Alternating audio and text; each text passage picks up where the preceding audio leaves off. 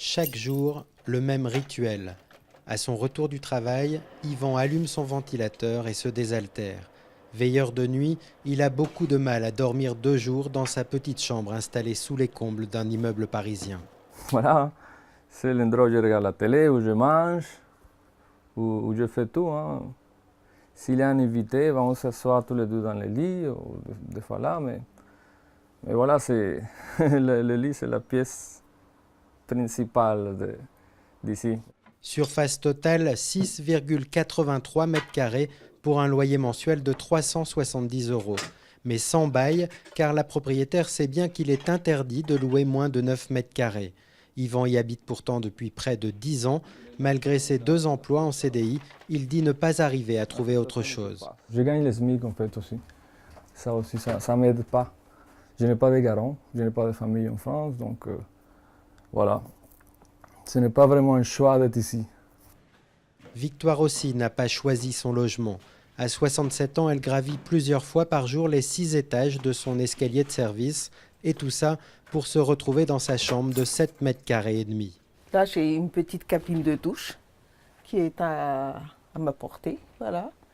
Et là, je fais cuire le petit déjeuner. Venue de Madagascar en 2011 pour faire le ménage chez une famille locataire dans l'immeuble, elle a bénéficié de ce local de fonction. Mais il y a 2 ans, la famille a déménagé et la propriétaire cherche depuis à l'expulser. Victoire, qui craint de se retrouver à la rue, s'y accroche même si elle passe le plus clair de son temps dehors. Je ne vis presque pas ici. C'est comme une gîte étape, c'est tout. Prochaine étape pour Victoire, comme d'ailleurs pour Yvan, ce serait que leur logement soit reconnu comme impropre à l'habitation. Un arrêté qui contraindrait les propriétaires, ou à défaut l'État, à les reloger dans un logement décent.